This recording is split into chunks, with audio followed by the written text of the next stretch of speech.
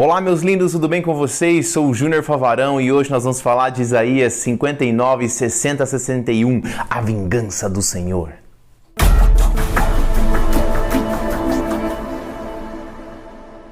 Isaías 59 começa assim: Vejam, o braço do Senhor não está tão encolhido que não possa salvar, e o seu ouvido tão surdo que não possa ouvir. Mas as suas maldades separam vocês do seu Deus, e os seus pecados esconderam de vocês o rosto dele, por isso ele não os ouvirá.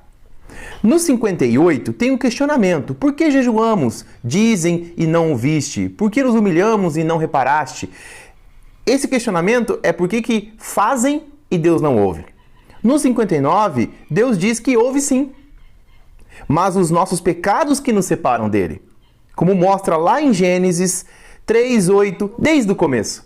Ouvindo o homem e sua mulher os passos do Senhor, que andava pelo jardim, quando soprava a brisa do dia, esconderam-se da presença do Senhor. A partir do momento que o pecado entrou no mundo, o homem se separou, porque o pecado faz separação do homem com Deus. Você pode até se considerar um não pecador, porque você evita o mal.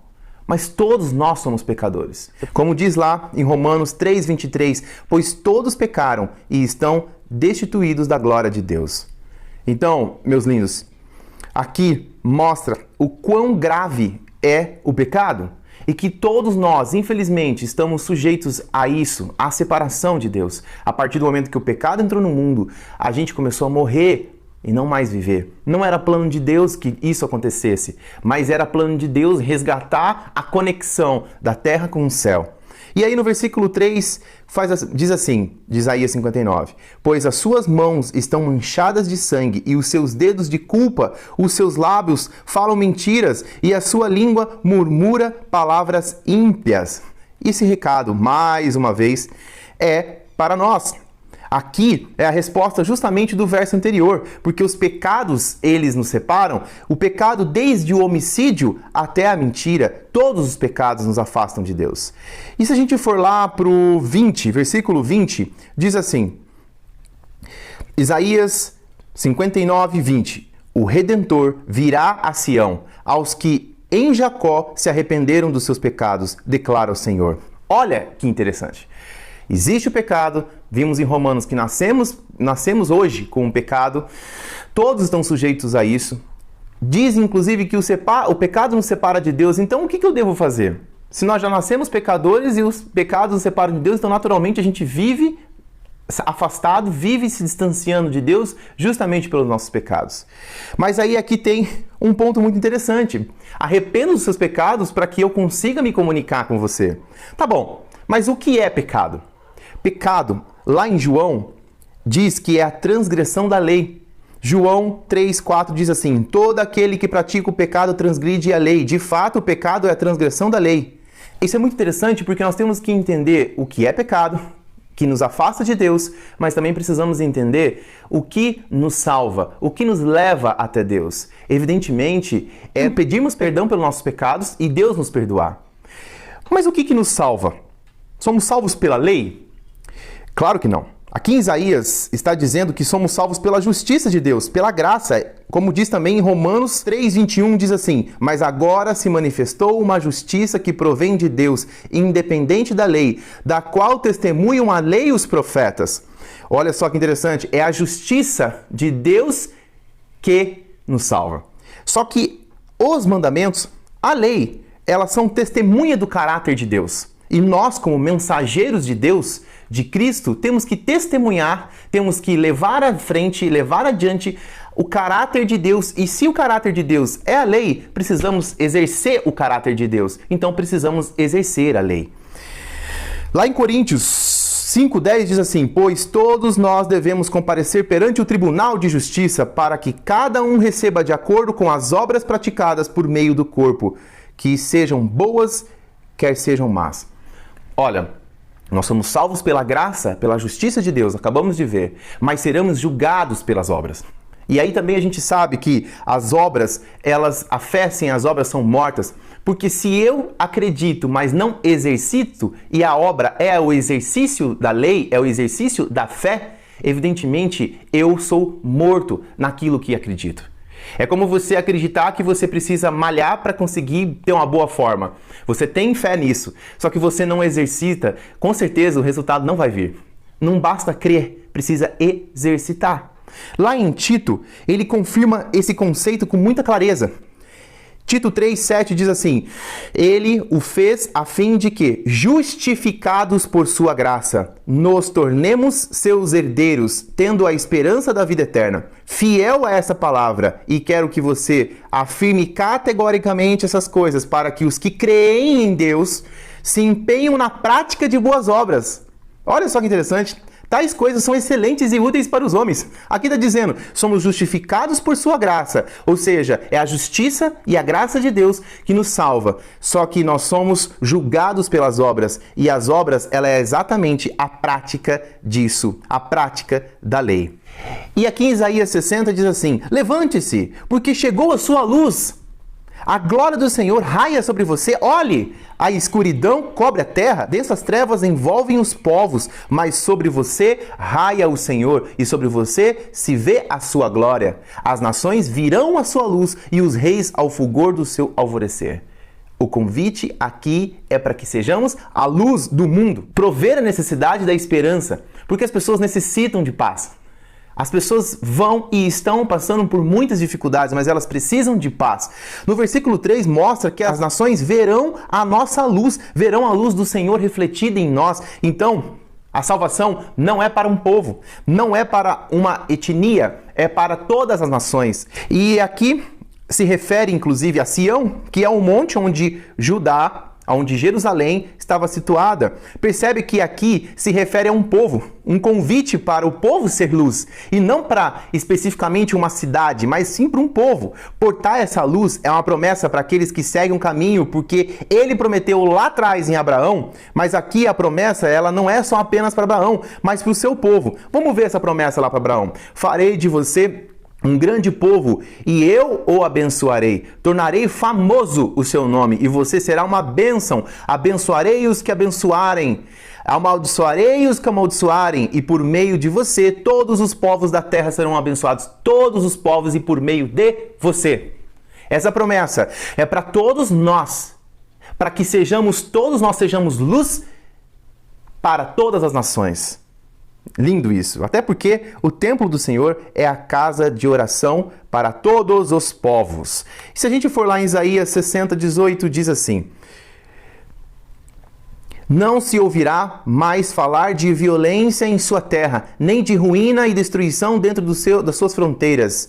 Os seus muros você chamará salvação e as suas portas louvor. O sol não será mais a sua luz de dia e você não terá mais o brilho do luar, pois o Senhor será a sua luz para sempre. Aqui já mostra para nós o quê?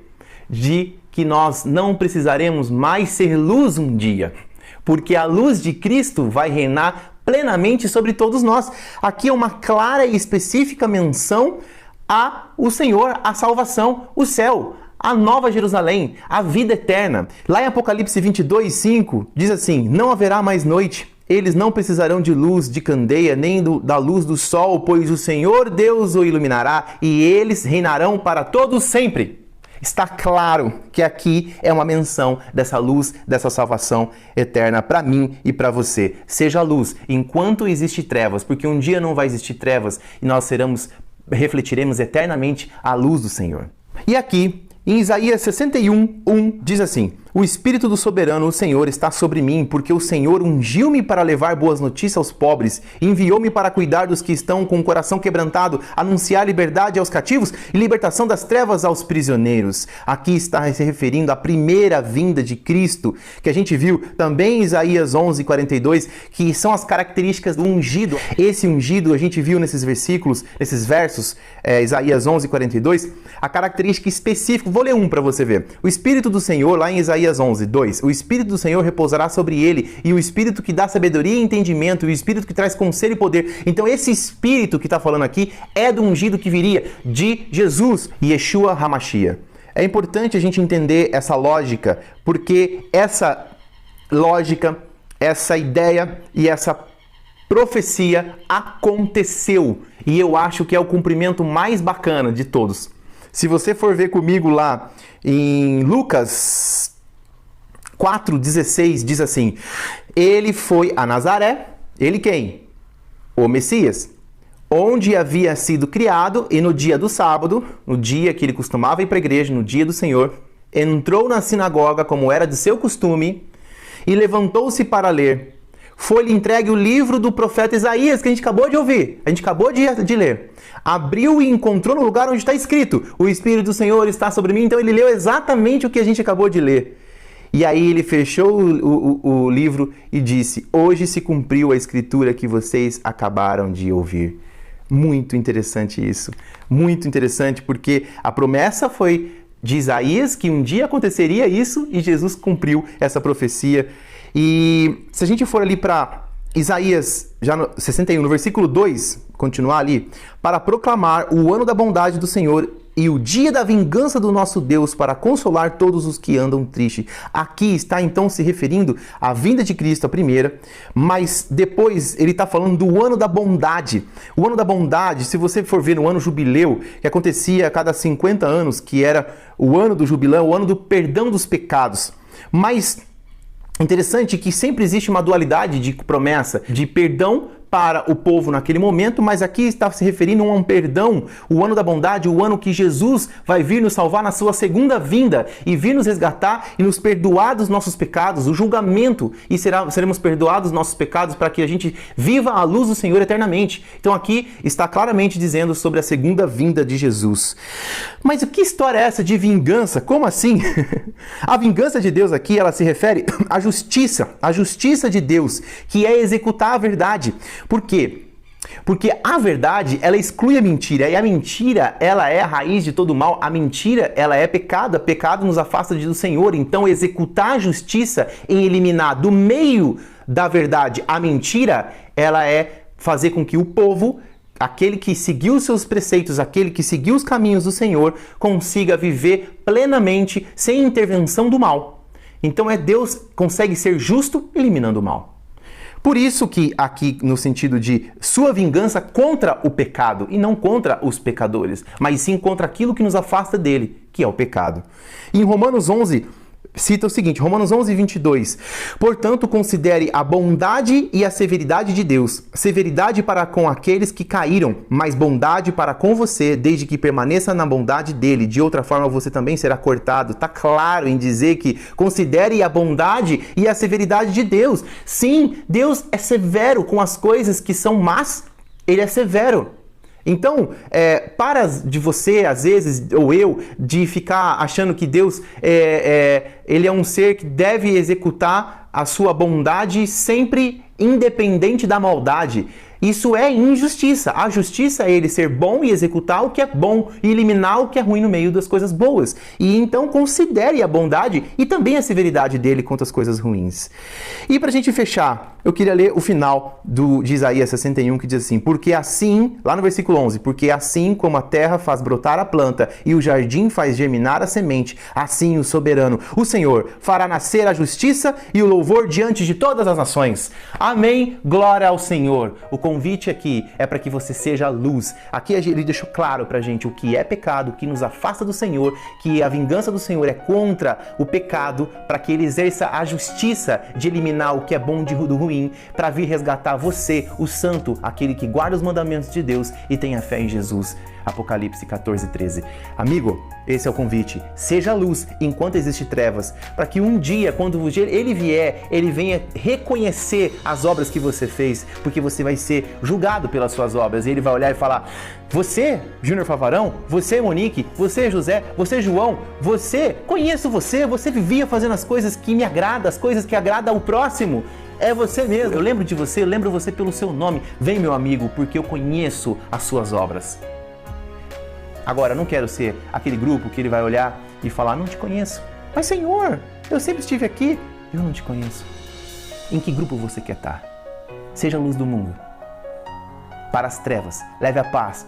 Onde existe dor, onde existe tristeza. Existe muitos que precisam que você leve para ele a paz do Senhor.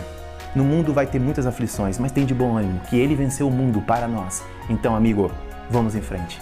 Esse é o convite. Que Deus te abençoe e até a próxima.